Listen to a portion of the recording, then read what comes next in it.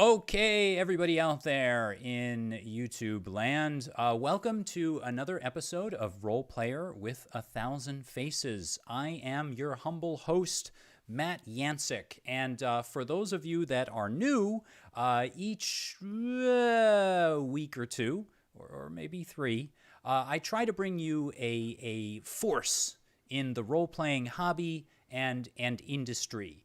Tonight is probably one of the strongest forces I've brought to the program. I'm very, very excited to have him here on the show. But, I wouldn't be me if I didn't try to tease some stuff and get some things like to build suspense and all that going before we actually introduce tonight's guest. And I mentioned, for those of you that are new, because our subscriber base has been growing, slowly but nicely for me, and I appreciate everybody that's come on and subscribed to the channel. We are in other forms on the inner tubes. If you take a look here at the graphics, I'm on Twitter at CatWhoWalks99. I'm also at Facebook, just under Manufactured Myth and Legerdemain. If you want to stay up to date on all of the cool people that I try to bring you on a semi-regular basis because I have other things I'm doing with my life, but please do think about liking and subscribing over there as well. So my mother, as usual, is texting me and telling me I'm going on for far too long. I should get to the meat and potatoes of tonight's program. Tonight I have for you another living legend.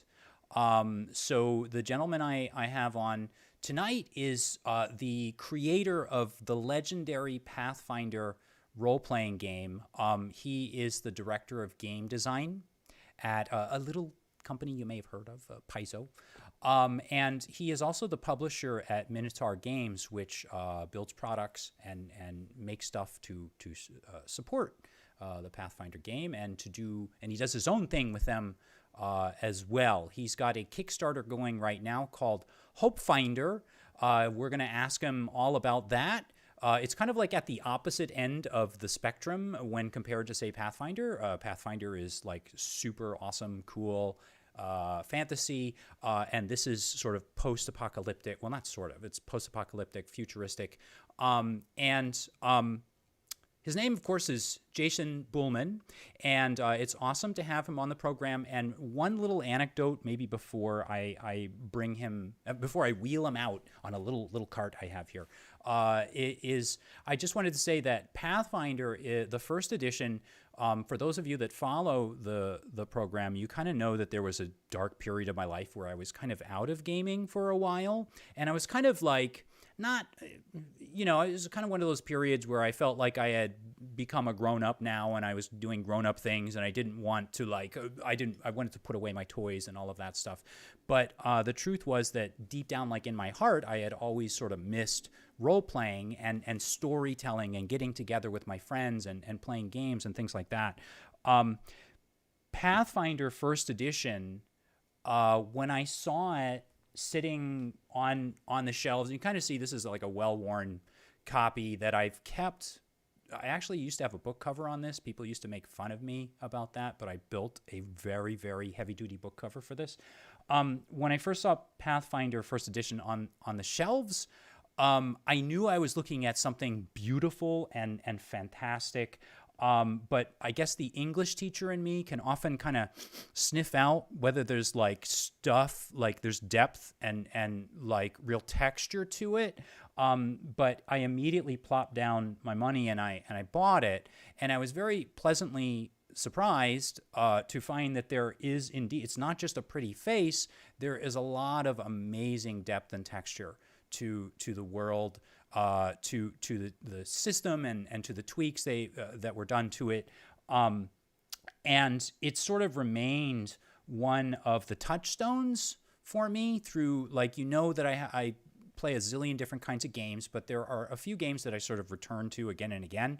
And Pathfinder is one of those games. And of course, when they released the play test later for the second edition, and then eventually when they did release the second edition, I was sure to pick those up. And just as I had expected, to me, and the Pathfinder Second Edition is a beautiful example of first of all, of course, a very beautiful book, but it's also a great book that is the tracks are well laid out. And again, I'm saying this as an English teacher who has looked through hundreds of teachers' manuals and teachers' guides and had to like explain things to students. And so all of that is just to say, I'm super, you know what, screw it. I'm very excited to have Jason Bulmahn on the program. Ladies and gentlemen, here he is. You didn't come here to watch me wax talk about my love for Pathfinder. You came here to talk to hear from Jason. So Jason, thank you so much for coming on the program. I'm sorry to make you sit through that. I did get a little carried away, but it's wonderful. Well, I'm sitting here going, oh no, an English teacher is looking at my book. Oh no. I gotta say, that is no lie, and it's honestly how I felt about it, and I'm just going to let this kind of roll out right now. But honestly, like as an English teacher, all I think about all day is like, okay, are these sentences in the right order? Are the paragraphs built the right way? Is the information presented in the correct way? Is it easy to leaf through and flip through? And for a game that is so heavy and dangerously so, it is well put together. Well, I've got an entire staff of amazing editors who make it so. They are the true heroes in that regard. I would have to say, like, yes, it's a beautifully put together system. I know that we'll get to Pathfinder, everybody, in just a bit, but I do know that. First of all, I wanted to sort of congratulate you on Hopefinder, your Kickstarter. I know it funded in like 43 minutes, and then it's now at like 5 times the goal that you had set for it.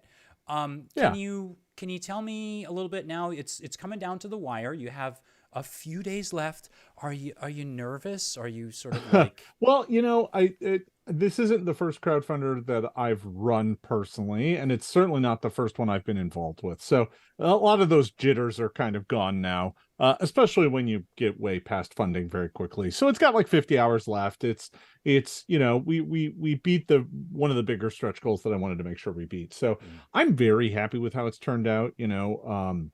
It's a little passion project of mine, right? Like last year I was playing honestly, I was playing the remaster of The Last of Us that dropped because I'd never played the original. And I was playing it and I was just like, wow, I'm really engaged with the storytelling going on here. And not, honestly, kind of not like the combat. And I mean, don't get me wrong, shooting zombies is fun. But, I was really impressed with the narrative storytelling and the world building that was going on. And I was like, I bet you I could turn Pathfinder 2 into a more narrative structured zombie apocalypse game by just swapping out a few things. And at first it was just like, oh, I'll just swap out a couple things, it'll be fine.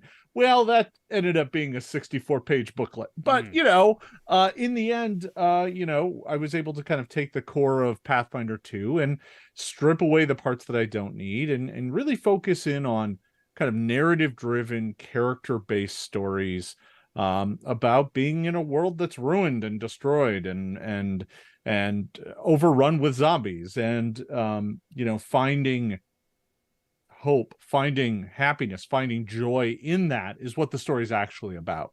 So then no, that's go ahead. I was gonna say, so was it really you're just playing Last of Us and you're like, you know what, I can do this? Or had this been something that had been kind of like building inside I've been playing, been thinking about it? I've played and enjoyed a lot of zombie entertainment over the past couple of years. I don't know if it's the pandemic or not. It might be. But there's part of me that's just really enjoyed some of that. I've been streaming a lot of 7 Days to Die. I've been I played Last of Us. I've read some books, watched some movies, things like that. And the thing that really crystallized for me in a lot of these is that the ones that really work aren't about the zombies, really. It's not about them. It's about the people who are left behind. It's about the people trying to carry on and finding a reason to carry on in a world that's shot, that's ruined. And I actually kind of viewed that as a challenge, because that's not how Pathfinder is built. Pathfinder isn't that story. That's not the story that Pathfinder as a game is built to tell. Pathfinder is a game about heroes that come from humble beginnings and rise to the heights of power and can conquer worlds and planes by the end. And they grow ever more powerful to the point where they're outstripping their opponents. Hopefinder is a modern survival zombie apocalypse game. It's not a game where you get to win. There is no cure. There's no way to undo what's been done. And the best you can hope for is making things a little brighter for the next generation. And maybe it's an incremental thing, right? And if maybe you make life better for everyone back in the settlement, maybe your sacrifice will be worthwhile. You're never going to win. You're never going to get to the point where it's like, well, we're never afraid of zombies now. Nope, there's too many. You don't have enough bullets to kill them all. They outnumber the survivors 1,000 to 1. So finding a way to make that work in the game engine actually took a lot of engineering, right? I had to kind of pull apart some of the systems that are designed to make you more and more and more powerful, and replace them with things that kept you a bit more grounded, but still gave you a bunch of the kind of choices and widgets to make interesting characters, right? So, you only go up to 5th level. There isn't 20 levels of play. That's not the type of... You're not here to play a 3-year campaign arc set in this world. Tell one tight story, then let someone else tell another story. Pass the narrator's hat to someone else and tell a different tale. Classes don't make any sense, right? Yeah, I was going to ask you about that. You had mentioned that I had seen that on the Kickstarter, that was one of the things you highlighted, I guess, was that the class system or the character building system was different than what you would see in Pathfinder. So yeah, I mean, obviously, in Pathfinder, you select an ancestry and a background and then a class. And I'm like, none of that makes sense here. What's your ancestry? Human. Everyone's human. What's your background? Survivor. What's your class?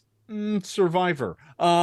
So I did eventually decide that background could be something that could be variable, kind of what are you doing in the apocalypse. But this is how I started coming to grips with what the main storytelling drive was, which was at the start of play, you are defined by your ancestry, you're a human, your background, but your background isn't about your deep history, it's about your recent history. What are you doing to survive in the apocalypse? That's kind of your background. And then you don't have a class, you just get a couple of these basic feats to start out with. And that's the start of your character. And you're not encouraged to tell your backstory or your history to the other players. As a matter of fact, you're encouraged to keep it a secret, because you don't know who to trust in the apocalypse, right? These are strangers. Maybe don't tell them everything about you. That could get you in trouble. And as you play in each session, the characters are given the opportunity to have a flashback. And they trigger this flashback, and in any quiet moment, they go, hey, did I ever tell you guys about the time? And then they take over the role of narrator.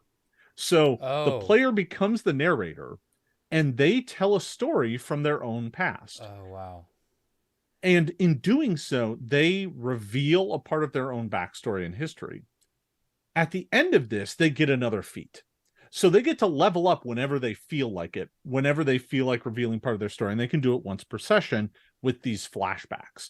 And as they go along, the flashbacks reveal things about their past. And each character sheet comes with a survey with kind of 5 main questions on it. And these 5 questions kind of cover, what were you before? Like before the fall, what were you? What did you do? What give us a moment of your life that was emblematic of you before everything came undone, because it's only been 10 years. That's the first one. And then it's like asking about, where were you when the fall started? What did you do to survive? What moment of happiness did you find?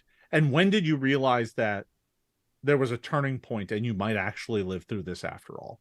right? So it's all these little vignette moments that kind of build out your character and kind of tell the true story of who you are, but you build it out over time and flesh it. And it's all in the player control. There are no checks during flashbacks. You just tell the story. And here's the thing. It doesn't have to be true. Oh. You can make it up. It doesn't matter. This is the story that your character tells. And in the telling, we learn about your character. If your character's a liar, then maybe that's what we learn about them, that they're not even accurate with their own backstory. Their own truth isn't something they reveal, right? So that's the real hook in this game, is that as you go along, you learn more about the people you're traveling with. You learn more about who they really are. You know, you learn some of their darkest moments, some of their happiest moments. You kind of figure out what everyone's all about. It actually, what appeals to me about the game, and the truth is, I think I've always pretty much just been a story-based, narrative kind of based GM. But what I really enjoy about what you've described is the way in which the players themselves are taking part in telling these stories. And I mean, it seems like what you're really emphasizing here are the building of depth of the character stories, and maybe the camaraderie or the bond, or maybe even like some sort of divisive kind of like something that comes between characters by telling these stories. You're creating like the engine for a narrative to sort of be driven forward. Was there? Oh, I'm sorry. I saw you look to the side as if you were about to say, "Well, wait a minute, you're crazy." Or no, that's absolutely it, right? Is that I wanted a mechanical element of the game to drive the players to tell their story, and not just make it a passive thing that's like, I don't know, tell them about yourself if you feel like it, right? I think actually tying it to the mechanics, making it a thing that's like, and each one of these. So when you tell your first one, your first flashback is always before. That is always the before flashback. The before flashback is like, what were you in your past life, right? And that one is really critical because it does determine some categories that you can choose feats from. So there are a whole bunch of, there's like 60 or 70 or so advanced feats that are in the game, but they come in categories. And those categories are kind of defined by the nature of your before. So if you were a paramedic, you might get the medicine feats, you might get the athletic feats, right? You know, you're going to get ones from a specific grouping. Whereas the guy who is a construction worker may get, you know, the building feats and the driving feats and, you know, some other stuff, right? So the characters, they don't have a class per se, but they do have some categories that they get their feats from to kind of give everyone a cohesive flavor. That way, not everyone's just grabbing the I'm good at guns feats. And then the ones that come later, every time you get one of those, you get something from one of those categories. So what you were before kind of influences what you are now, but everything is through the lens of the apocalypse, right? So it's not like you're getting, I'm really good at working, you know, a photocopy machine. Yeah, no, that's not useful in the apocalypse because those don't work anymore. But maybe you know how to kit bash electronics to get them to function briefly.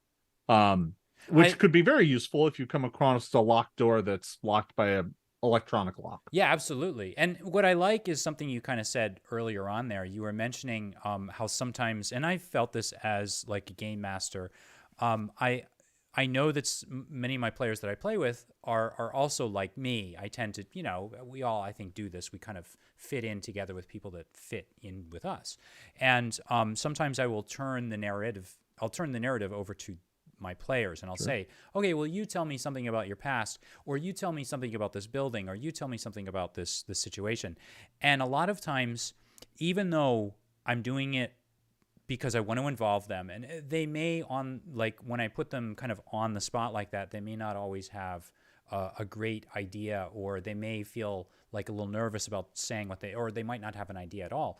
I love the idea of tying it to some sort of like light mechanic where It's almost like it's guidance for the players who may not feel naturally inclined to tell a story to then step up. It's something I try to foster in my players because I want them to do that. But what I like is how what you're describing sounds like it's pretty much built into your system in and of itself.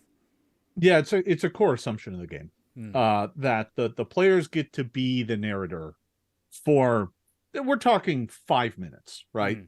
Tops. Most of these are meant to be scenes that you can describe kind of in one setting, right? You know, it's not about, oh, this is the time we, you know, drove to this army base and then we broke in, then we stole a jet, then we flew to, no, that's way too much, right? It's more like, I want to tell you about the time that I helped my neighbor get home after they were in a car accident.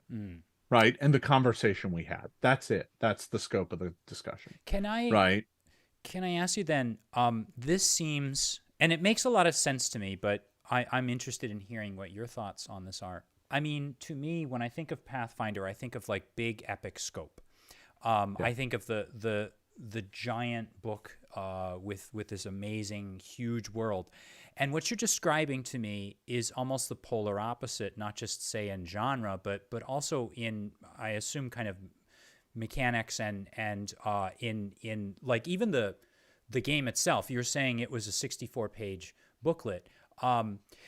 Is this kind of, do you, as a creator, do you need sometimes to get away from something huge and epic and go to something small and then go to something medium and then try, do you feel, is this sort of an exercise for you, or is it I think for me, it's, for me, designing this was a challenge, right? It was something that I just kind of set out to do of, can I take, you know, the rules and mechanics of a game that its base implication, right? The core rulebook plus the bestiary is 1,000 pages of content.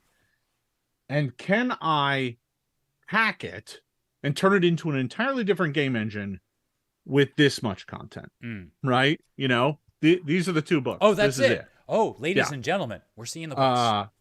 Yeah, no, I mean, these are, you know, 64-page booklets, right? This is 64 and this is 52. And that's it, right? That's the whole setting. That's all the zombies. That's all the rules. It is a hack, though, right? So it does say, you know, the rules for combat are not in there. It says, yeah, you want to know how to roll initiative and take a turn? Go read it out of the Pathfinder 2 core rulebook. That's where it lives. Right. Those are so I don't represent everything because I don't need to. But I do think for my purposes of this, it was an exercise in getting the most out of the least amount of content possible. So I needed to strip away the class system. I needed to replace the entire gear section, right? Because you're not going to be wielding a broadsword. Actually, you can. That's not true. You can get a sword. But you know, it's not about magic items. It's not about spells. I had to, you know, create all of the monsters. I had to create an entire new setting. Like, I mean, it's our world, but I basically use Seattle as the playground. And there's a gazetteer for Seattle. There's a sample adventure. There's 40 or 50 monsters you can choose from, you know. And, you know, just kind of built it from the ground up to be a kind of complete experience, but a complete experience that the scope isn't tell every story you want. It's, the scope is, what story do you want to tell in this environment? And frankly, most of the storytelling, most of the richness and depth comes from the players and how they interact with each other anyway. Again, it's not about finding a way to stop the zombies. You can't. You can kill the ones that are in front of you, maybe. But you can't undo this. The best you can do is live another day, right? So I didn't have to go as big in scope. I could play it a little lighter. I don't have to have 20 levels worth of creatures. I have 5 levels worth of creatures. Right. What let me ask you this. From listening to you talk, you seem very much excited by like what you're doing. Like, and this is something I found that's a lot of creators I think seem to have in common. They seem to enjoy like moving the pieces around and finding that particular combination to make something work smoothly and get others excited about it. Are you still playing games and doing that as a game master, or are you so busy now your fun has sort of transferred itself onto just creating now, and you've sort of leveled up, if I could say that, as a creator? Are you still playing at all, or? I think it is critical for folks who make games to still play them. I think if you stop playing games, you kind of lose touch of why we do this and what's fun. I'm not saying you can't be successful. You can. But for me, I need to be grounded, which is why I was like, hey, can we start 30 minutes early? Because I have a game tonight. Yeah, right. Well, you're not the first creator I've heard say that. Yeah. I get these interviews scheduled around the creator's gameplay time. Yeah. Ladies and gentlemen. So in addition to this, I also have a Patreon where I'm working with my patrons to create a new setting for Pathfinder Second Edition called Eventide. And Eventide is my own homebrew setting. It's a setting I've been playing in for a few years now. And I'm, working with them to bring it to life. And I'm currently playtesting the introductory adventure. And I haven't talked about it a lot because it's mostly just for my patrons now, but I think later this year I'm going to start releasing those to the public as well.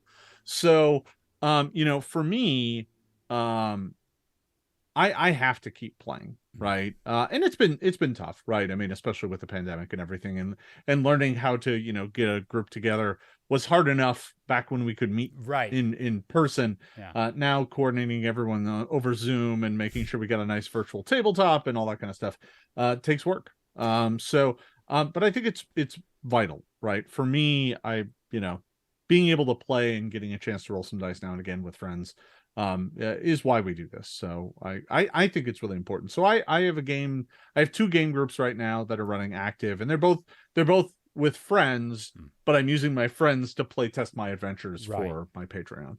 So I have two different groups, and they run on opposite weeks. So are you more of a DM, or I'm sorry, a GM than a player? Or I am an eternal GM. Yeah, okay. No, I'm always running, it seems. Not always, but most of the time. Do you think the creator, like I talked to someone a few weeks ago and they said it was tough for them to be a player because they found it tough to think of only one angle. Like they were saying that like it was easier for them to think of 17 different angles and how the environment would react than it was for them to think of only one. How do you... I actually find that when I'm a player, it kind of unshackles me from having to manage everything. And as a result, I can really kind of focus on one characterization and kind of make that the center of what I'm doing. And for me, that is liberating. I think for me, the challenge is just I've done this for a long time, and I know all the tricks. I know how narrative structures build, and because you've seen, when you spent so much time in the sausage factory, you start to realize what all the ingredients are, right? When it's like, oh, hey, it's weird that they pointed out that one item in this room that we can't take right now. I can't imagine we'll need that later, and things like that. Once you start realizing, kind of typical story structure, like I can always tell when an adventure has set me up for the hero's journey, and I'm just like, all right, here we go again. And I don't dislike that though. I genuinely find it fun, but sometimes it can be like, yeah, I know what's happening next. Right. And I would imagine as a GM, you can turn that on its head and turn it around. I mean, that's usually what happens, like in some, I don't know, some of the more interesting books or films or games that I play, where you feel like, that's Chekhov's gun on the wall right there, but it turns out, wait a minute, actually, something else is going on. So yeah, it turns out it was Chekhov's mimic all along. Yes, right. Right. I do think you as a player though can also decide to lean in and be like, yep, nope, we're doing this. I am going to refuse the call. I think I will go and live an ordinary life, right? There's definitely some fun stuff you can do with those sorts of structures, I think. But I think, whenever I get a chance to play, I really try and use that as a time to just kind of enjoy the other side of the screen and lean into it and work with my fellow players to empower them to tell their stories and just be a good player. Like as a GM, I find that I'm usually one of the most experienced people at the table. So when I do get a chance to be a player, I use that as a chance to kind of lift everybody up and give my skills to them. And some of that is frankly just knowing when to shut up and let someone else talk. Some of it is encouraging the player that's maybe a little quieter and engaging with them on a way that they find comfortable, right? It's just about being present and being a fun part of the experience that boosts everybody else up. And as a GM, you can still do that from the other side of the screen, right? You just have to know how to pick your moments. Yeah, it reminds me a lot of like the advice I got, like when I was training so I'm a teacher, and a lot of times what would happen is teachers go to classes themselves and they take training courses themselves. And so a lot of times teachers would use sort of a switcheroo where like they would sit among the seats themselves, and what they were really doing was showing other students how to be kind of a student by behaving in a way and showing respect to whoever the trainee teacher was or whatever, and Sure. and sort of and just like what you're saying, lifting everyone up. Yeah. Do you think, now, is it true? I did a little bit of stalker research on you, and I don't know if this is true or not. Did you really run or organize like or were connected to the world's largest living Greyhawk? You did that? What does that mean? Can you? I've seen these. What is that? Okay. So this is before I worked in the industry professionally. And in fact, this was the first ever paid kind of work I did in role-playing games. So I grew up in Milwaukee, Wisconsin, and grew up a game kid. Went to Gen Con when I was 11. And I played a lot. And eventually, graduated high school, started going to college. And during these years, I really got involved with the RPGA, the Role Playing Gamers Association, which at this time was still owned by TSR, and this is late 90s. And we get into late 90s, TSR gets purchased. Actually, I suppose this was more like mid 90s. TSR gets purchased by Wizards of the Coast, and Wizards' first kind of major act is to spin up and get the design going on D&D Third Edition. And during this time, during Second Edition, the RPGA had a campaign called Living City, and Living City was set in the Forgotten Realms, and especially specifically in a city called Ravensbluff. And it was fun, and but really over the top and overpowered. And so when it came time for Third Edition, they were like, okay, well, we're going to launch a brand new campaign set in Greyhawk. And we're going to make it even bigger than Living City ever was, because Wizards isn't going to do anything with Greyhawk as a setting. So they're going to give it to the RPGA to do with whatever they want. And that was the premise anyway. And each various geographic regions in the real world would be given nations in Greyhawk.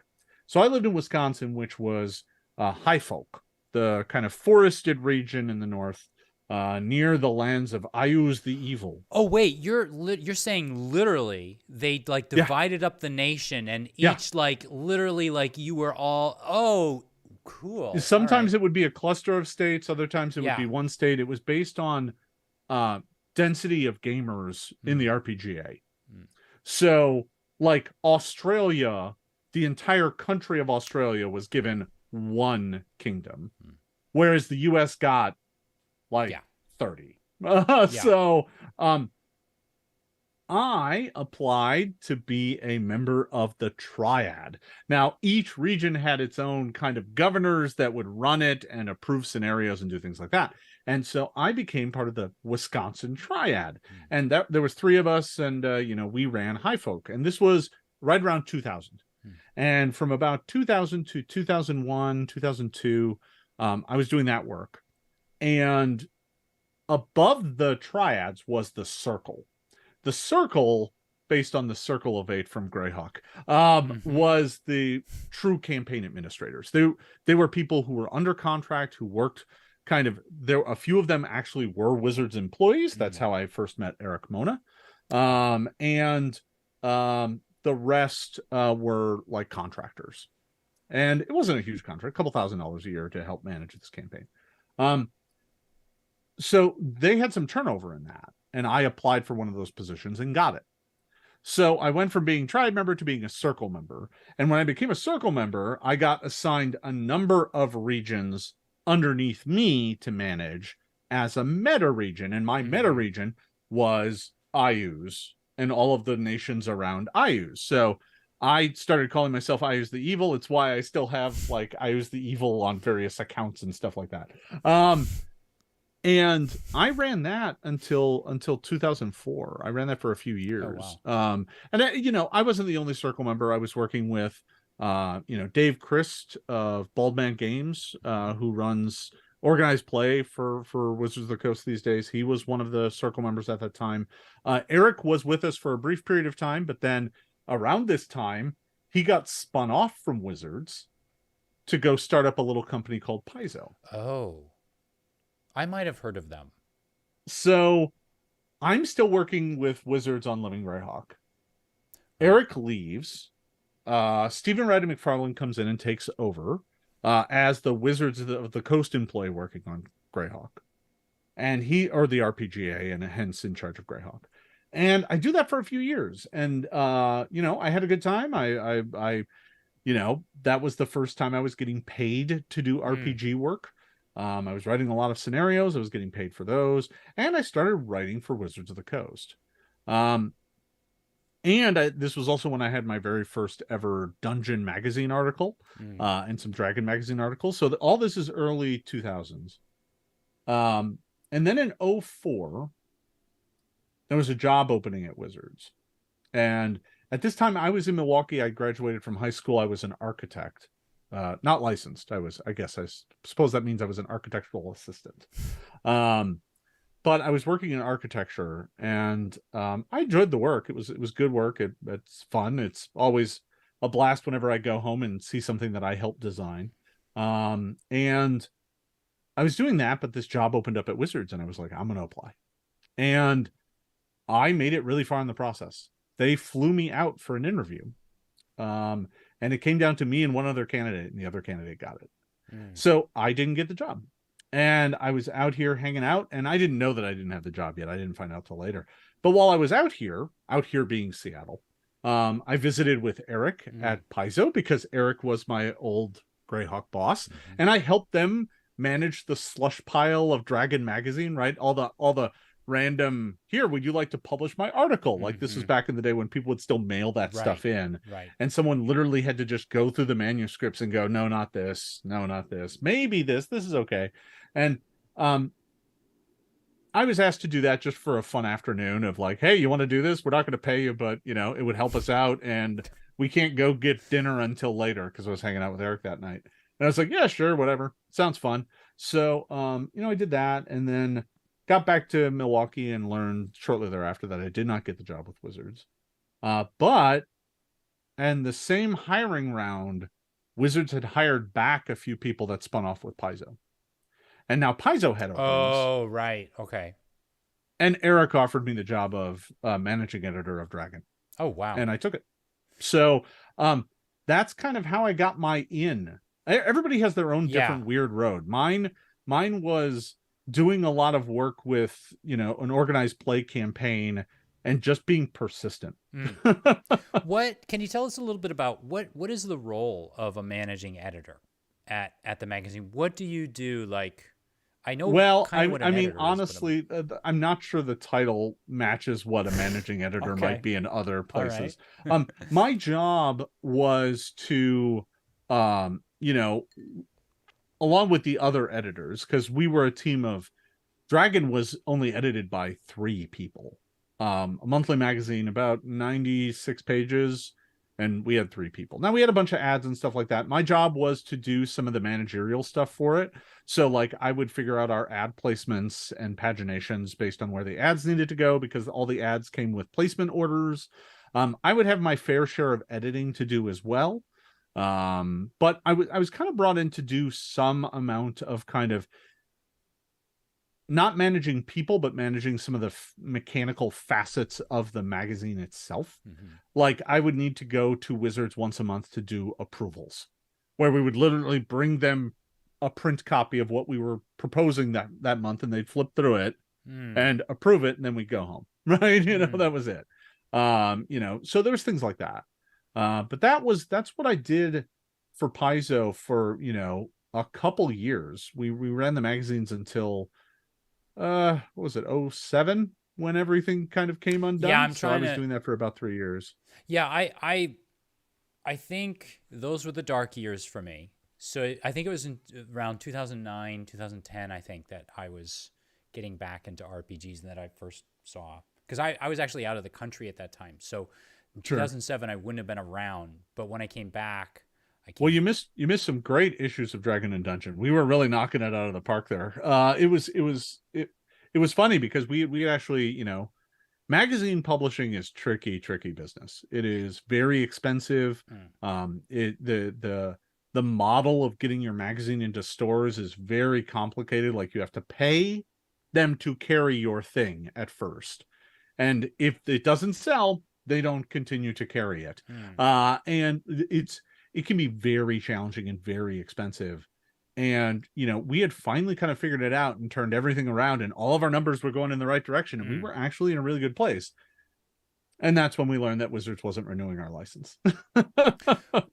Tell me what you got out of that, though. I mean, surely there must have been so many great things. Like if you go to managing editor and you're literally going and getting all of this stuff approved by like these seasoned professionals, and they're looking at it and they're saying, telling you, this works, that doesn't. It sounds like a lot of the groundwork for maybe I'm wrong, but it sounds like a lot of the groundwork for what you went on to like do and be so successful at with Paizo in the game. I think it certainly taught us how to be disciplined and quick with our work, because when you're on a monthly schedule, you can't be late.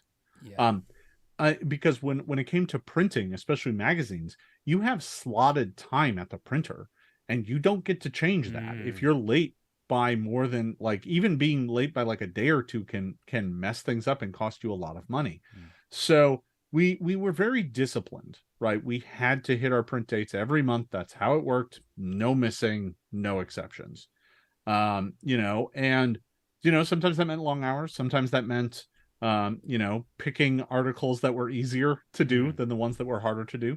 But I think, looking back on those years, it was definitely Paizo learning how to be a game company, right? We had a lot of veterans, right? Lisa Stevens had been in the industry forever at that point, compared to me, right? I was, a year or two in, and, so we had plenty of folks with experience, but, this was us as a new company trying to figure out how to make a go of it. And when the magazines, when we lost the magazines and had to find our way, that was a real, it was both terrifying and exhilarating, right? We were terrified because we didn't know if we would have a job in 6 months, but it was exhilarating because we were doing our own thing. We were making our own stuff. And, we no longer had to go get anyone's approval. We just did what we wanted to do. Oh, please. Yeah. So, in those early days, we transitioned from doing Dragon and Dungeon into being the Pathfinder Adventure Path magazine, which was based, we didn't even call it a magazine. It just became the Pathfinder Adventure Path. But it was based primarily off of the Adventure Path model from Dungeon, right? So we had done a handful of these long form campaign style adventures in Dungeon magazine, one after another. And it's a big part of the reason why Dungeon magazine started to sell so well, because people wanted to get that subscription to get all of the issues. They didn't want to miss one, right? Getting it at the newsstand, if you miss one, you're screwed, right? So folks really started to subscribe for that stuff. And when we lost the magazines and started doing our own thing, that was the first thing we did, was the Pathfinder Adventure Path, which was really just focusing on that narrative long form structure. But I didn't work on that. My job was to develop and build everything else, right? So I wasn't working on the Adventure Path. I was working on modules and maps and card decks and miniatures experiments and all these other little side projects. I was basically building skills of making everything else. And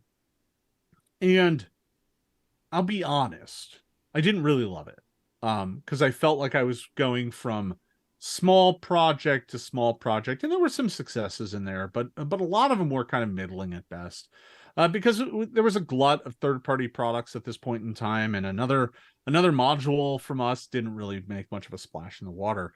Because as it turns out, modules and adventure content, I think the adventure paths do really well, but I think some of the other stuff, right? You're really only selling that to GMs, which automatically means that it's not as commercially viable as some of the other stuff. So I wasn't too thrilled in that early transition period, which is why during that period of time I actually applied for Wizards again. Oh, ladies and gentlemen, the plot. Yeah, no, I did. I got reached out to by them, telling me that they had a job that I would be perfect for. Can I ask what the job was? I was on the design team working on D&D 4th edition. And we knew 4th edition was coming at this point in time. We hadn't seen it, but we knew it was coming, and they basically kind of came to me and said, this job, you still have to go through all the interviews and stuff, but this job is made for you. So I was sitting there doing, maps and card packs and stuff. And I was like, yeah, I guess I'll give that a shot. I mean, I'd love to work on D&D, directly. And this was 07. And later in 07. And I went through the entire interview process again. And to be clear, this is a very onerous interview process. Yeah, I can imagine.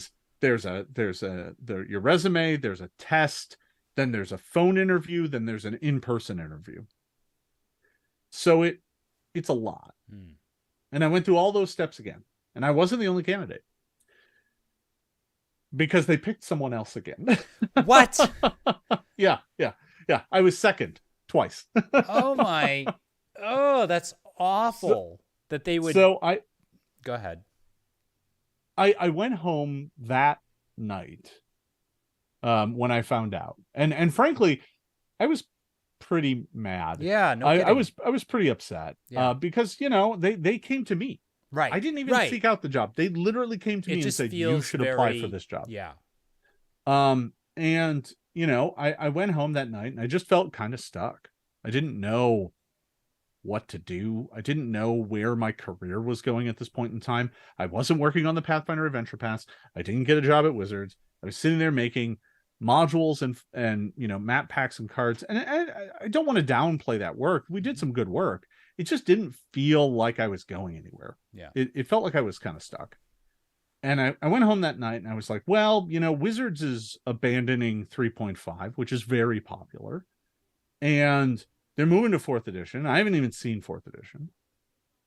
I got to do something. I want to do something creative. So I went home that night. I started typing out, I opened up a Word document and just started listing all the things that I didn't like about 3.5 and things that I would change. And I worked, I probably put in 5 or 6 hours that night. I just was pouring ideas onto page. There was no structure to it. There was no rhyme, no reason. And at the end of the night, I saved the file and I called it 3.75. I worked on that file for several months, just monkeying around with it, playing with it, replacing rules like, I'm going to take out all of these turn undead rules. These are terrible. I don't like how classes don't give you a thing at every level. I'm going to change all that, right? So it started off with something that was like, 5 or 6 pages of notes. And by the time, several months had passed, it was like 40 pages long. Of just mechanics. It was just me changing things. And throughout all this, 4th edition was coming, but we hadn't seen it. Right? We didn't know where what it was going to look like. We hadn't seen the GSL, the license for 4th edition. And we hit at Paizo, we hit kind of a red line. And that red line was, if we don't have something that we're working on very soon, we won't have anything at Gen Con this next year. So this is late 07, looking at Gen Con 08. Because if we don't have anything that we can send to the printer and 4th edition comes out, we'll be releasing something for 3.5 when 4th edition is out, which feels really bad. I don't know that that's a good idea, right? Because everybody's going to move over to 4th edition, so we should probably have something else. So we had kind of an emergency summit. We all went out to Lisa's house, and we were just like, well, what do we do? You know, and there was a lot of ideas bandied about, you know, maybe we reprint 3.5 ourselves. And I was like, no, we should not do that. Everybody has 3.5. Why would they buy our version? They already own it. And later on that day, I broke out a 40-page document that I'd been working on and said, we could do this. Took a few days of negotiation and investigation, but that's when Pathfinder the RPG was born.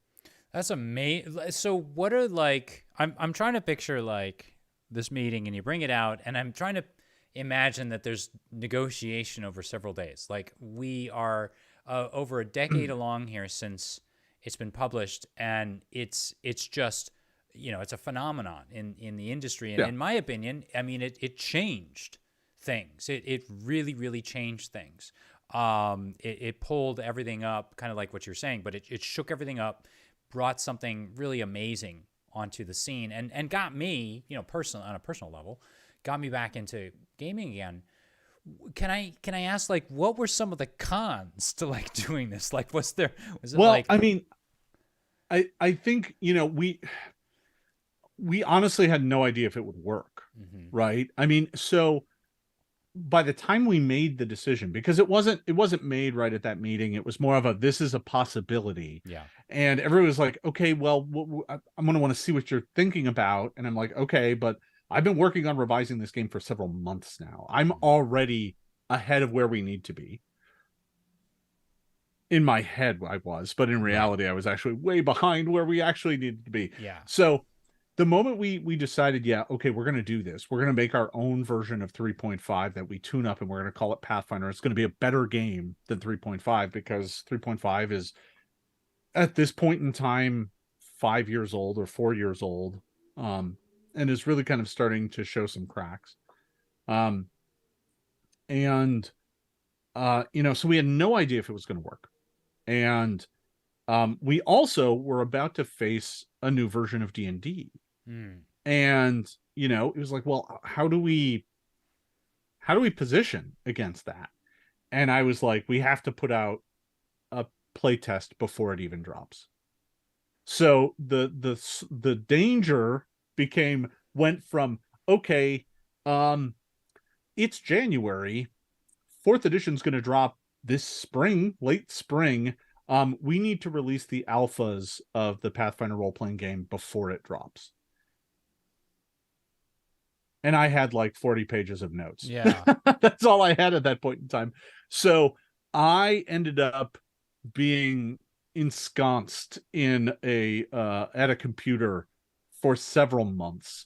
I was so busy. I had so much to do. I stopped going into the office. I worked from home to save me the traffic. The commute time. Yeah. Because that mattered. Because that was an hour and a half extra each day across.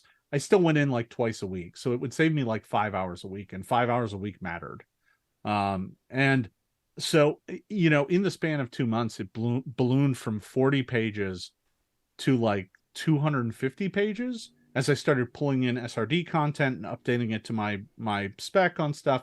And I wasn't the only one, right? I would finish documents and hand them off to editors and hand them off to other folks to look at. You know, and there were periods of time in there where I would come up with some bizarre idea for how to fix a thing and bring it in and be like, what do you guys think of this? And I'd get a whole bunch of, no, that's not it. In particular, I remember a new system I had for cover. and for determining cover, that required you to draw like 16 lines between you and the target to figure out. It was super precise. Right.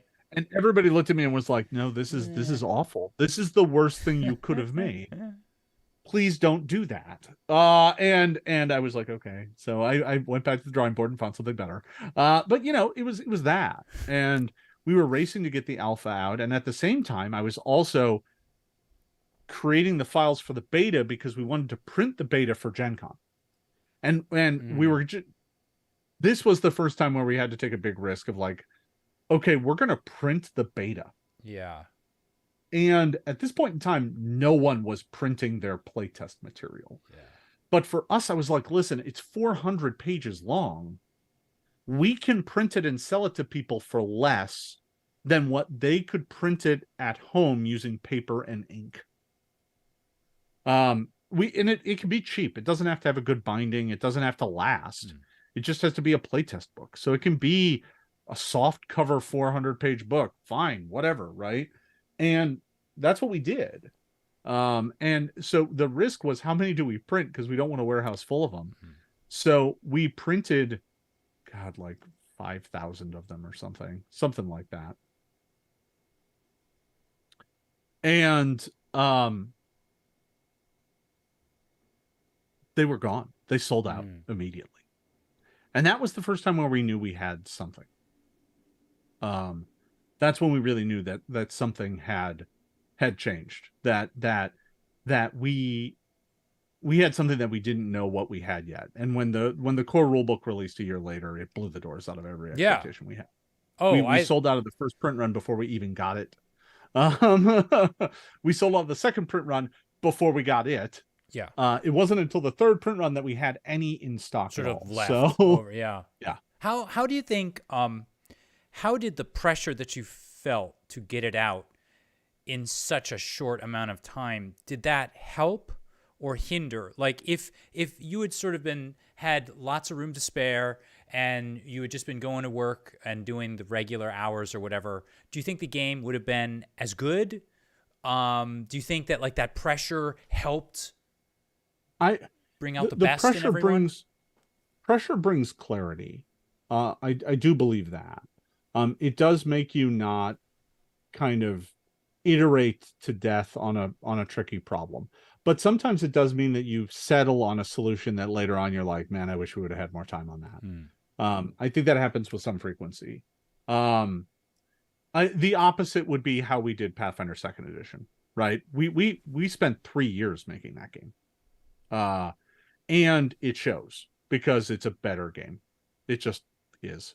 That doesn't mean I don't love Pathfinder First Edition, because I do. It's the game that I poured blood, sweat, and tears into. And it was as good of a game as we could make with the time that we had. But I do think extra time allows you to iterate more. And that's the one thing I've learned over the past, decade, right? I think back then I had a certitude of my design decisions that these days I'm much more circumspect about. I'm willing to kind of step back and go, well, is this the right call or not? And I'm not going to get married to it. There are things I really want to see happen in a design, but I'm much more willing to be like, well, I've got a whole team of folks now. We sit around and kick these ideas around, and we look for the best option. And sometimes that's not going to be the thing I came up with, and that's okay, because my main concern is making sure we make a game that's as good as possible. I think back then it was, can you make a game in this amount of time that is good? Because you don't have a lot of time, right? Grand total, the alphas had a few months, the beta had a few months, and then the rest of the later point of that year was the playtesting of the beta, turning it into the final version of the game. Grand total, the entire design cycle from alpha through beta through final, I had maybe 12 months total. Now I had an extant game to work with. I had a game engine I didn't have to change too much on, so that helped. But it was still a lot of work. It still was a lot of long hours. And I didn't really have much of a team then. I had other folks who were helping, but a lot of them, remember, are still working on adventure paths and stuff. Yeah. So it's not that their burdens were suddenly easier. So they helped, absolutely. There were certainly other folks who helped me write some things, who helped me proof some things, who helped me develop some things, and then of course editing and layout and all the later steps. But that's not how we did second edition. Second edition, we took our time. How much do you think the turnover as far as like getting all those issues out there, like originally when you were publishing Dragon and Dungeon, kind of were they kind of like practice runs for when you really had to make like those deadlines and all of that with the original Pathfinder game? Do you think it was just like ramped up to the max, or were they different? Well, like I said, yeah, we were learning a lot of skills that we didn't know we needed yet. Doing the magazines taught us a lot about how to make games, and how to make game content quickly, well illustrated, well edited, well put together, and ready to go. Right. I do think that the magazines, for the core of us who were there through the magazines in the early years of the role-playing game, that was really our training ground, right? And to some extent it was a little simpler. Those were a little simpler days because, right, a magazine article might be 4 pages long or 6 pages long. It's a pretty manageable thing. Which is good training for when you have to then sit down and manage 100-page spell chapter with 350 spells in it, and a little decision could ruin the whole thing, right? Like literally deciding, oh, I'm going to make the spell description, the top kind of statistics. Yeah. I'm going to make that 1 line longer by adding another line of information. Doesn't seem like a big decision, but when you're dealing with 350 spells, yeah, that adds 350 lines worth of space, which comes out to about 7 pages. Right. And so it ripples. That'd be more like 3.5, but still ripples through the whole thing. A minor change. And that's actually something that sort of interests me, like when I'm sort of thinking about it, because I do this sort of thing on like a very, not that sort of thing. Forget I said that. I lay out and design very small little things that I do for fun, for like my games and my players. And it's really fun to like go a little crazy and give them something a little bit better than just a manuscript in career fun. So I'll make one change to like an NPC's classification, like their stat block, or to, like you said, and suddenly I realize, oh, this looks really good on this page, but there are 7 others I have to do. And then also, like you said, it ripples. Copy fit. Yeah, nothing fits. That's the technical term. That's copy fit. Oh, copy fit. So I think, one thing that I've learned a lot, one thing that I really do like doing, I like teaching myself things, right? I'm one of those types who's willing to grab a new program that I know nothing about and learn how to use it, right? So in the past 18 months, I've taught myself how to use InDesign. I've taught myself how to, like these books are laid out by me. And oh, cool. I do all the layout, I do all the copy fitting, I pay editors because you always need a good editor. That is my universal truth, is that I hire and pay editors because I have my known kind of grammatical dead ends that I always rely on, and I can't even see them. I type right past them. Right. But I do find that doing that work makes me more appreciative of how my game design decisions can affect the end product, because unless you're dealing with a PDF where space is infinite, if you're dealing with a print product, you do have to understand that your decisions change the physicality of the thing, and you have to kind of plan around that. And even in a PDF, right, you have to understand that making a bunch of decisions that make it significantly larger is going to make it a harder document to work with. So like some of that speaks to user experience and user interface, like UX and UI design, which I think is really important for people who make games to at least have a basic understanding of knowing how your decisions as a game designer affect the end user's experience, right? So like changing how rules text is presented can make the game more approachable to new players. It seems basic, because I mean it is, but it is a thing that you have to learn how to do. It's really something that I very much appreciated about And not to say that I didn't with the first edition, but I wasn't thinking about it so much with first edition. When second edition came out, I had been teaching for quite a long time at that point, and I'd really been thinking about the way that things were sort of laid out. And I remember when the playtest came out, I picked it up, and I remember thinking that I loved the rules. I loved what had been done to the game. I really enjoyed it, but I had a hard time accessing like how it was done. And I had to go, and I have a very distinct memory of this. I was sitting at my apartment in Anchorage. I was telling my friend Larry all about how great like the playtest is and how you love the rules, but I'm like, I can't understand how to play them. And I searched for an interview with you where you sat down and you showed how to build a character.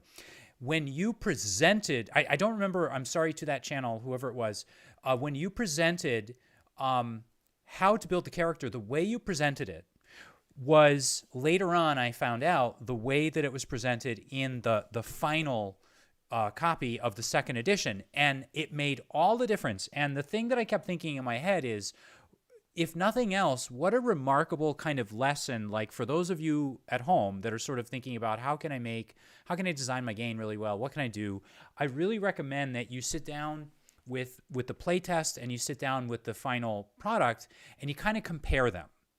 And the choices that are made and are pretty remarkable in just what Jason just said, like how you structure the way that the rules are placed so that a new player, or even like, and then a seasoned player too, maybe doesn't get bored or can navigate through it very quickly.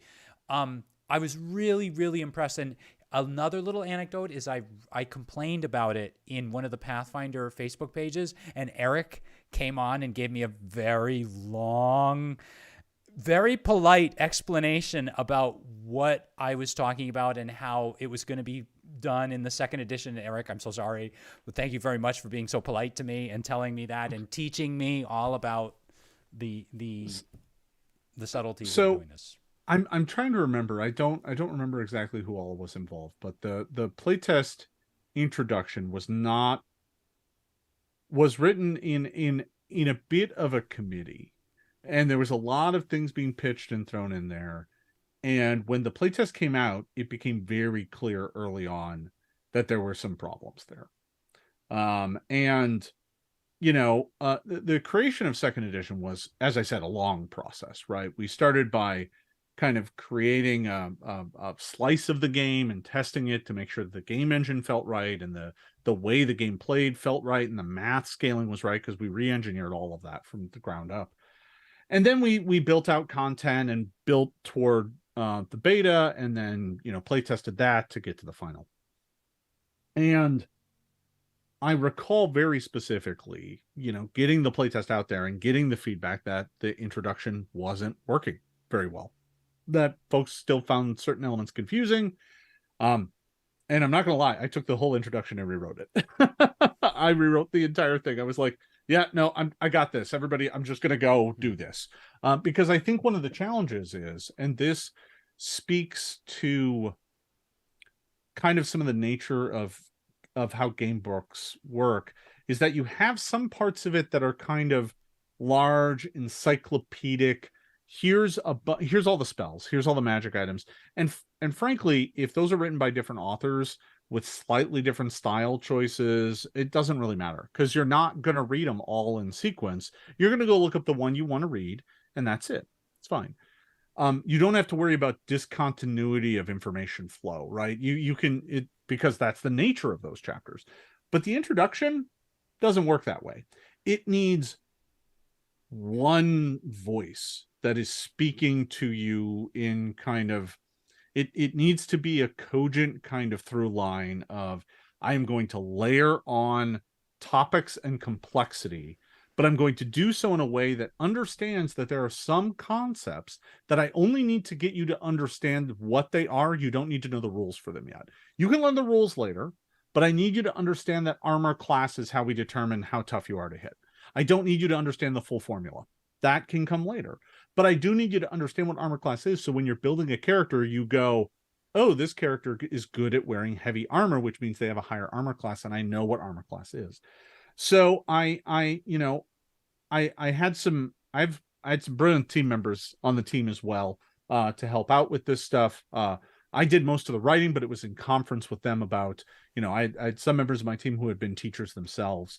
So I kind of talked to them, and I frankly went out and did what I do, which is go and I bought some UX books, and just started learning kind of more about how to present a better on-ramp and user experience. And I grabbed a whole bunch of other RPGs to see how they were doing it. And, I just workshopped the problem. But that was something I had the luxury of time to do because this game had way longer to incubate. Although, to be fair, from beta to final was the same amount of time. So, but we did have more time once the beta went to the printer to start working on the final version, even though we didn't have playtest feedback yet. I think it really the book is really well put together, and the fact, like, hearing that you say that you studied like UI design and all of that and user interface, and it doesn't surprise me. I mean, it was a big difference between what I read in the playtest and what I read in the final second edition. And I guess this sort of brings up a little question I have. How much of a playtest, just in the general concept of a playtest, is meant to be? Is it a rules playtest, or is it also an experimentation with the interface or with the way things are laid out? Like, is it just an info dump of information and then the players figure it out, or do you try? No, I think ideally the playtest should not have. You shouldn't be using your playtest to kind of figure out your user experience, but the playtest will show you where your user experience is failing. So like, if you should be aiming to make sure the game is as clear and teachable as possible. But you're not going to get it right. So it shouldn't be the point of your testing. You shouldn't be doing experimental things. Right. Like, I think you should honestly be trying to make sure that folks understand the game, because the harder thing to test is to test whether or not the game experience is actually paying out the way you've designed it to. Right. So we actually, like, in retrospect, I would do this differently. Like, this is everything to do with gaming, is every time you do a thing, you learn more and you do it different next time. So one of the things that we did with Pathfinder Second Edition is we released a playtest adventure to say, play this adventure. And that was a success in that it gave us all of the data we needed to future-proof the system. But it was a failure because it looked like an ordinary adventure, but it was actually a series of test environments. And the end result of that was a lot of people went into that and were like, this seems broken, despite the fact that the adventure itself very clearly said, these are tests, and we know that they're broken. We're pushing the game to its limits to see where it breaks, because we need to be able to see where it breaks to know where to fix it. Right. And one adventure in particular, one that I wrote, was designed to be a TPK. It was designed to kill everybody. As a matter of fact, it very specifically says in it, do not tell your players that that's what they're about to do. Yeah. Because it will affect the test. They will play differently if they don't, if they know it's a TPK encounter. And that gave us great data. It told us really about where the classes broke, where the characters finally gave up and were like, well, we're dead. But that was the point. And then it said, yeah, tell them at the end, that's what, yes. but that was pretty divisive. And in retrospect, I think the thing that we should have done is also provided here's a different adventure. This is an ordinary adventure. It's not a test. It's just there to let you play the game and experience the game and tell us how your feedback is on it. And then here's a bunch of artificial test environments, and we're just going to have you do artificial tests.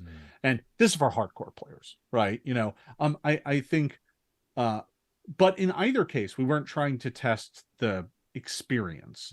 Although this is one area in which the experience actually let us down, right? Because the test environments felt too punishing. It's felt too difficult. We built too much story on it. It should have been more bare bones. That way people got that it was just a bunch of encounters to get us to test math on a massive scale. So, you learn.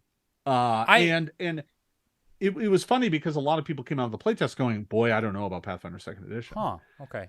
Uh, up until that game came out, there was a lot of people who were very worried that we were going in the wrong direction. Yeah. And I think now, 4 years later, I'm not exactly worried about that anymore. Right. Yeah. I think I love the second edition. I loved it from the playtest, things in the order and all that aside. I love the rules. I love the the new combat system, and I really think when I got the second edition and I ordered it, fresh. It came out on my birthday, by the way, so thank you for that. That was like August 1st. That was like we timed it that way. Yeah, no, we knew that was happening. We knew. So, yeah, a guy with 400 subscriptions on his channel someday would interview. I think it's an absolute success, and I mean, I haven't really looked back. I mean, I look back fondly because sometimes I'm like, oh yeah, I remember first edition. But I haven't really thought. I go to second edition now all the time. It's the first thing I pick up off the shelf when I'm thinking, okay, let's get some Pathfinder stuff going for a few months again. We talked a lot about the mechanics, like the layout and design and the development and things like that. But I'm wondering about the world itself. It's Pathfinder is so well to me realized. It's so distinct and fresh and different. Where did that come from? Was that part of that moment of passion in over those months when you were originally conceiving it, or? So it actually predates that. Oh. At least the start of it. But I want to state that there's the genesis of Golarion and the campaign setting. And then there's what it has become today. And the eras have a pretty big line of demarcation that is first edition versus second edition. Yeah. Right. So back when we launched the adventure paths, one of the things that we realized is that, the adventure paths have to be set somewhere. We don't have a setting anymore. So while we had an adventure path team working on a whole bunch of stuff, Eric and I actually wrote the first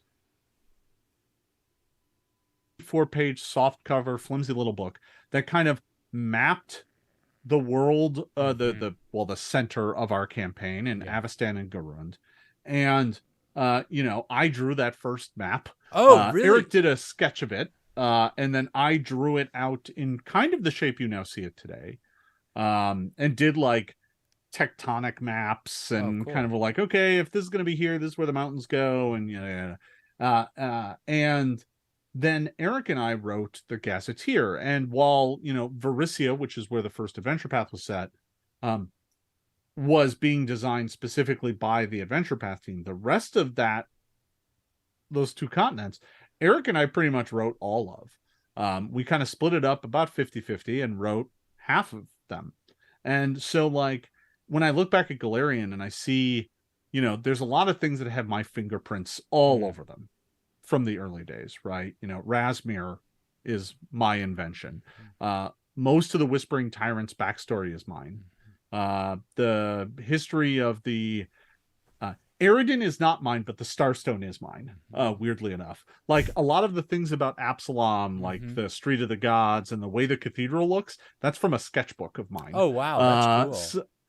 So I did a bunch of stuff like that, but there's tons of stuff in the world. I did bits and pieces of it. Eric did bits and pieces of it. We had some other staff do bits and pieces of it as well. In those early days, we kind of looked to everybody and said, pick a nation, you write that nation.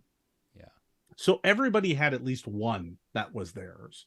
And over the years, employees left, and now that's no longer true. But in those early days, that's how it was.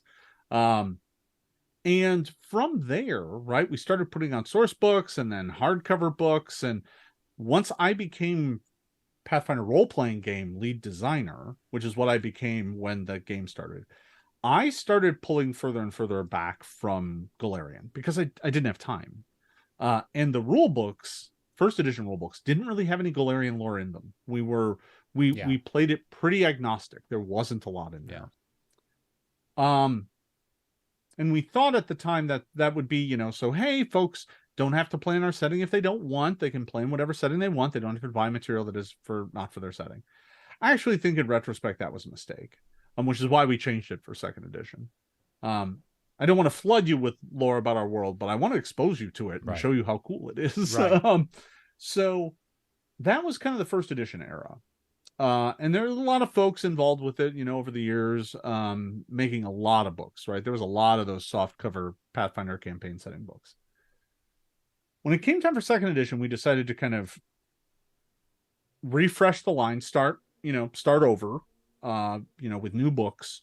But we decided instead to move away from soft covers and move to hardcovers that kind of explore various parts of the world in depth. And this was also the point in time where we realized that we needed a broader kind of array of experiences and life conditions and people working on these books. And we kind of started, really understanding that we had a lot of great material here, but it was really hard for us to explore it without,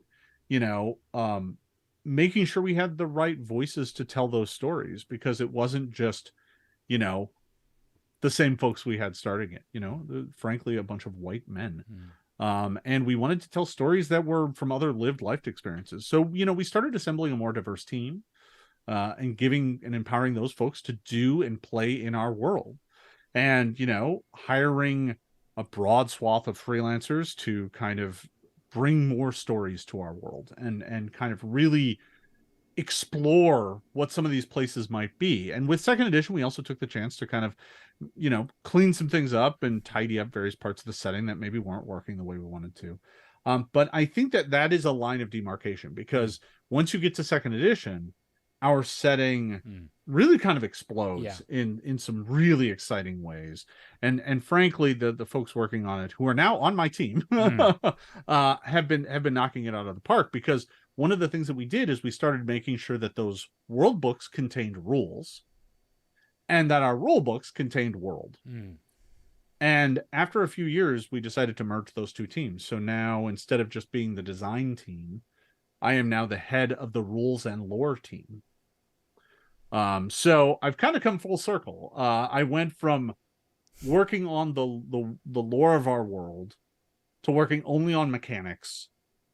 And now I've finally brought lore back into kind of my purview, and I'm able to kind of work on that. But I've got a great creative director on that and a great team working on that sort of stuff, and they do fantastic work. I mostly just am like, tell me what cool things you want to do. Right. I'm here to empower you to do it.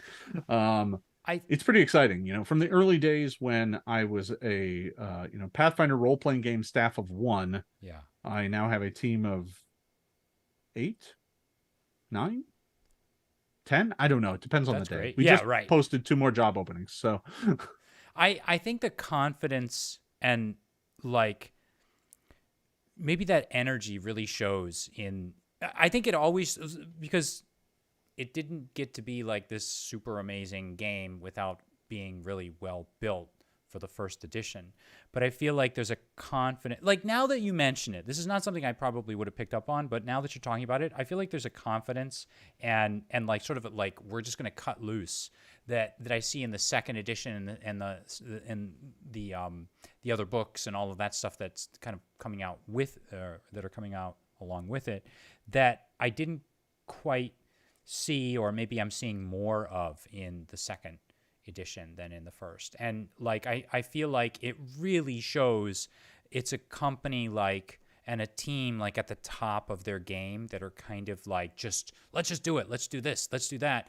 And like I said, it really very much shows in every aspect of the game. It's not just a pretty looking game, it's a really well done game, and it's a lasting and powerful game, and it's an epic game too. Yeah. Like I think the thing that I'm most excited about is, frankly, the company is really different than it was 15 years ago, right? I mean, we've doubled in size.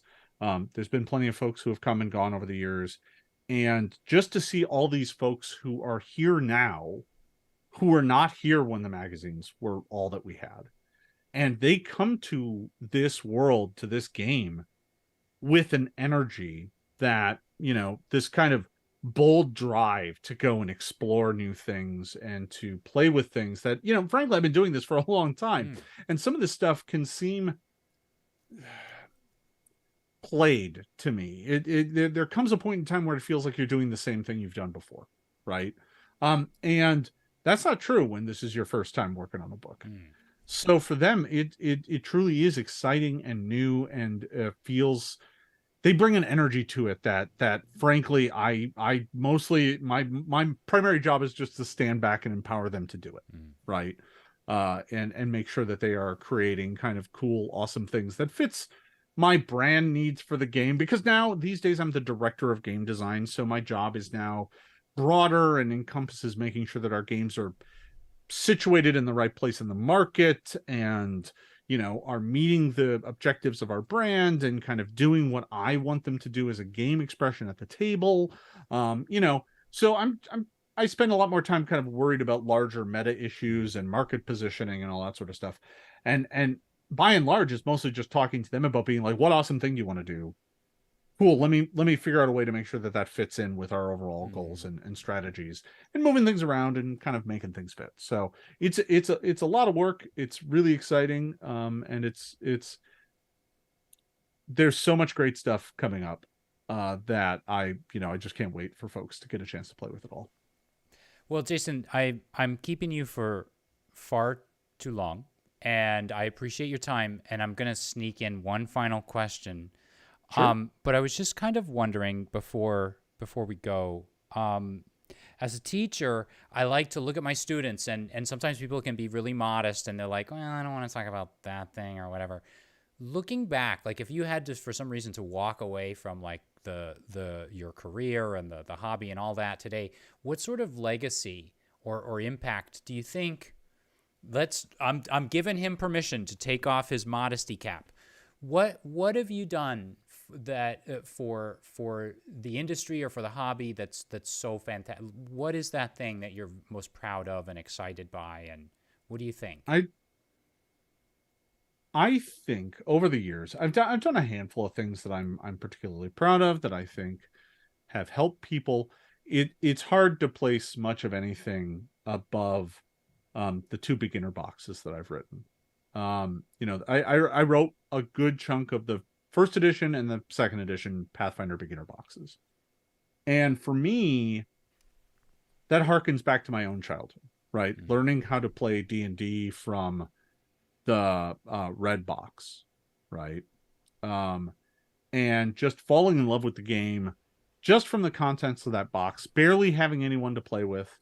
And when it came time for us to make ours, for me, that was something special. That was something that I knew had to happen just right. Because for some folks, that was going to be the very first time they ever played a role-playing game. And as a result, that box had to be special. It had to be the best thing it could be.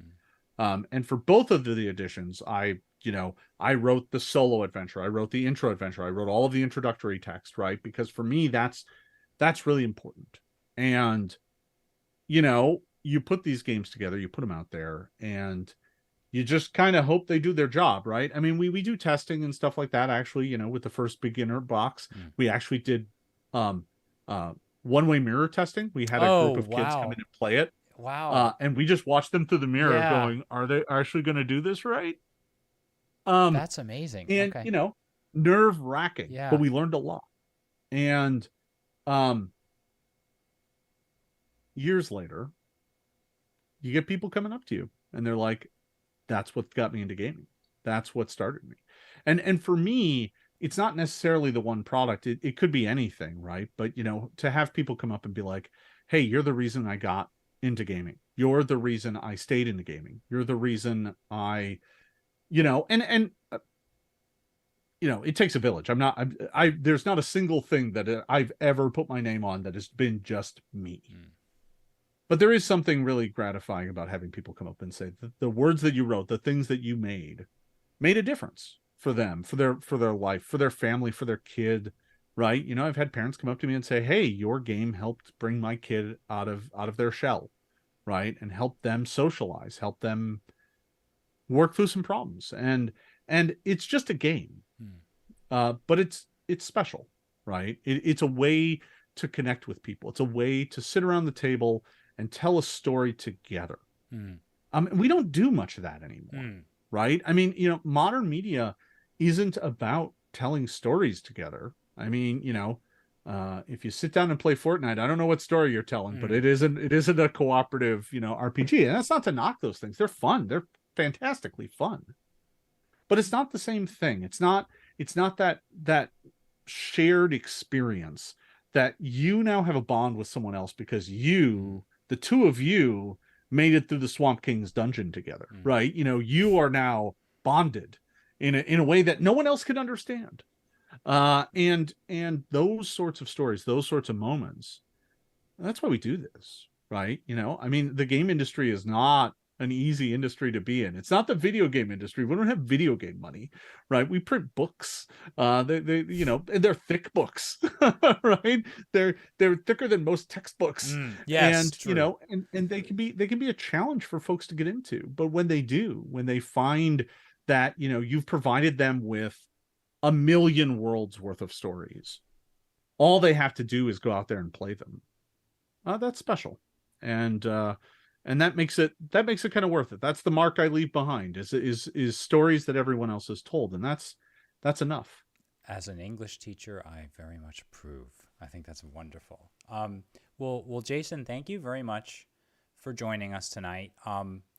For those of you, if you want to check it out, Hopefinder is the link to the Kickstarter is in the description below, and links to Jason's Twitter and to Paizo and to a few other things which I've forgotten are also there as well. As you all know, I bring people on who I think are doing something really cool, really important, really special, really fun, really distinct on. You've seen me holding up the books. I've got a whole stack of I call them like expansion books and all that over there with tons of Pathfinder stuff. I really highly recommend you check it out. If you've never played a Pathfinder game, check out Hopefinder. And I guess you have to pick up Pathfinder 2e with that. And Start with the beginner box if you've never played beginner before. box. You're not going to regret it. It's a great system, very well put together, a wonderful world. And if you're interested if you liked my interview tonight, and you like to watch some more cool interviews with other cool creators, please do think about liking and subscribing. You can look me up on Twitter or on Facebook. I am around. And to all of you tonight for watching, thank you so much for doing so. I hope you all have a great game, and I hope you all stay safe out there. Thank you very much, ladies and gentlemen. Have a good night.